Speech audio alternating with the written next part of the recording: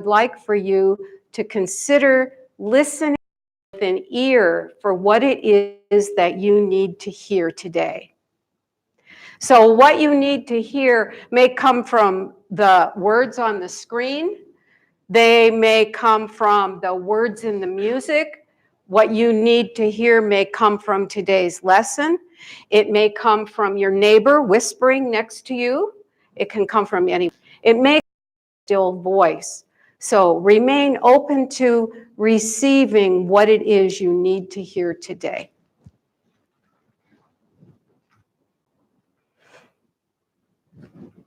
The title this morning is Forgetting to Remember.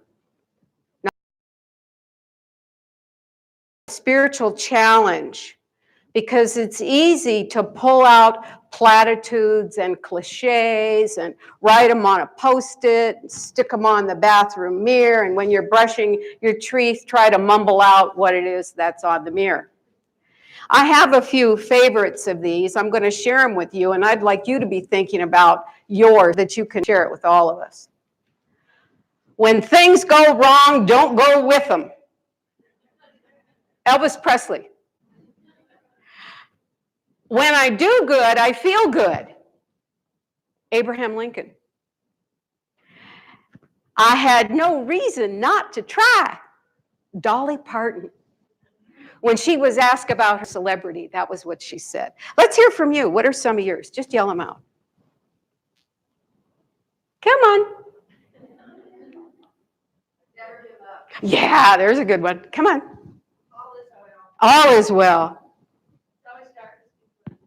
Yeah. Give us another one. All in divine order. Come on. I am divinely guided and protected at all times. Say that again. I am divinely guided and protected at all times. Absolutely. What was yours? Yeah, that's a good one. You get the idea? They're little things we hang on to, and they're fun in the moment. However, it is not likely, although they could, it is not likely that they will shift us into a deeper set in which we remember our spiritual nature and mental practice the work of shifting to a higher mindset. Picture this. You're just starting to wake up in the morning. You're so comfortable, hasn't gone off, and you're in that stillness.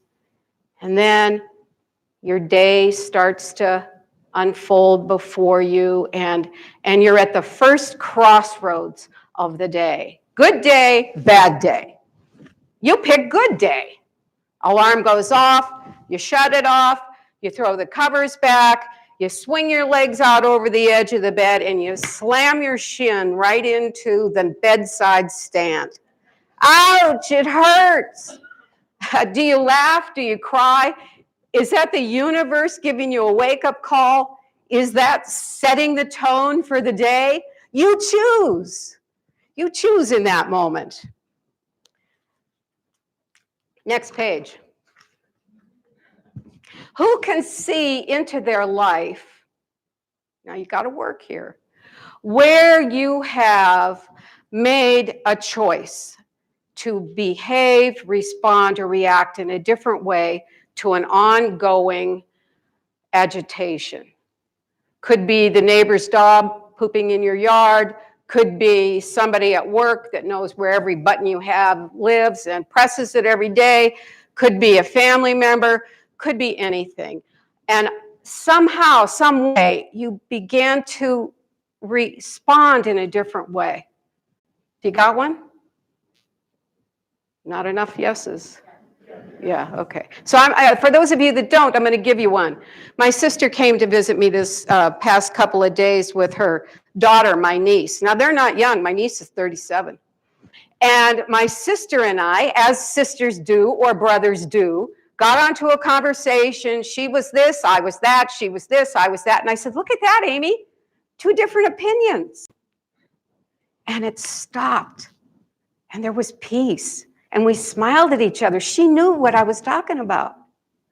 Because how easy would it have been once the train left the station to keep going like that? How unpleasant. Enough heads are going like that you know what I'm talking about.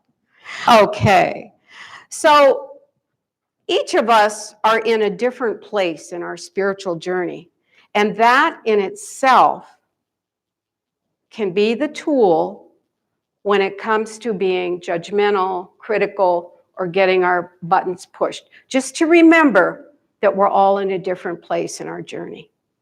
That person that pulled out in front of you in a car, that little old lady that had no business to, could have been me, still driving, instead of getting mad, she didn't see, well, you know what it was? She had a casserole of baked beans she was taking to the church potluck without even being aware of what we're saying or doing.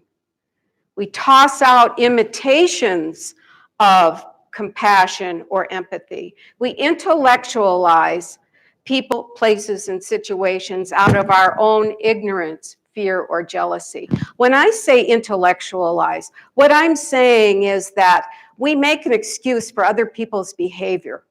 Oh, they're just like that. That's how they are. And we freeze them in that moment. Where's there room for expansion as long as we keep reacting to that the same way? How's anybody going to grow? Too much to think about this early in the morning? This is when your defenses are down. This is when it sneaks in. This is what it's also true about forgetting who we are in a moment of righteous anger, blatant jealousy, or a tangle of manipulations. In some situations with some people, it has become an ingrained habit to respond and react. In remembering who we are in the spiritual sense, that becomes a habit, a lifestyle, a new pathway, no different than brushing our teeth. We think higher thoughts and our ability to move to a higher plane. Maya Angelou said, when you know better, you do better. Take the spiritual high road, please. It's so important at this time of our life, at this time on the planet. A small step to take a spiritual high road, so I don't post about you know who on Facebook anymore. I quit. I don't want to be a part of that. What side, that doesn't matter. Another step would be to turn away from gossip. Boy, when there's one or two or three of you sitting around and the gossip comes up, just, excuse me, I left something on the stove. Oops, I just remembered I have to make a phone call. Turn away from gossip. Turn away from it. These are just suggestions. These aren't directions for becoming less human. Because you know what happens? Your ego screams out, what happened to me? Why is it doing that? What happened to me? You're not going anywhere because spirit needs a body. Spirit needs a body to hug, to get a hug. Spirit needs a body to enjoy delicious food. Spirit needs a body to enjoy a magnificent Arizona Tucson sunset. Spirit needs a body. That's how it all came together. Spirit needs a body to cry tears, whether it's from side-splitting laughter or deep, unconsolable grief. That's the expression. Spirit expressing through us. We may begin to internalize that idea that you cannot separate the fragrance of a flower from the flower. You cannot be separate from the one. No way. Until the very end, when the piece is left behind and the spirit leaves. Diane von Furstenberg, fashion maven, said the most important relationship you have is the one you have with yourself. Becoming aware of ourselves as human and spiritual has the great potential for us to practice kindness, beginning with kindness to ourselves. We cannot give what we don't have. Until you become so kind to yourself, The kindness you put out is not going to be the same quality. Remember this. When you're on an airplane and the flight attendant says, when the oxygen masks drop down from the ceiling, from the overhead compartment, place it on yourself first. They don't say, hurry and help everybody around you, then you'll be dead. Help yourself first. Self-love is a far greater virtue than self-abuse. Here's 2 practices that you can do for self-love. First, the next time you have to pee, go pee. Don't wait. And don't ask a child to wait. Next time you're hungry, eat. Don't be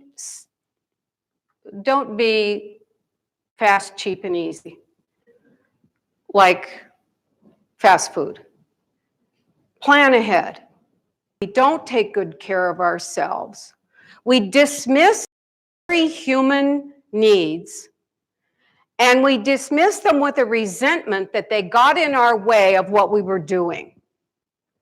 So bring yourself present to the thing that encompasses the spirit and treat it well with kindness. When we remember our divine nature, we are able to put it into action. We are moving toward a higher purpose, remembering our oneness as a lifestyle practice, just like brushing your teeth. Who remembers the movie, show of hands, What the Bleep Do We Know? Oh, good, okay. So if you don't remember it, the person sitting next to you does, and they'll help you. There was an animation there about cells dividing. Do you remember that? There's 1 cell, it divides, there's 2, and then 4, and then 8, and so on. When we give ourselves a positive message, and let me tell you something, be aware of what you're saying to yourself because you're listening. Then that cell divides with that message.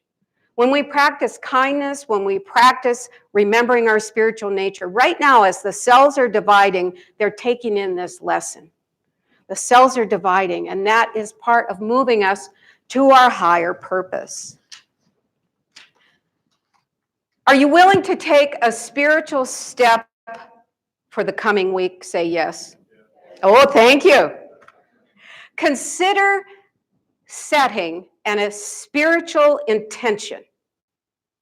Now, at the beginning of the week, you can have an intention to clean that drawer. You can have an intention to get the car washed. Set a spiritual intention for the week. So really think about it. And I'm going to give you a few seconds here just to quietly think about what that spiritual intention might be.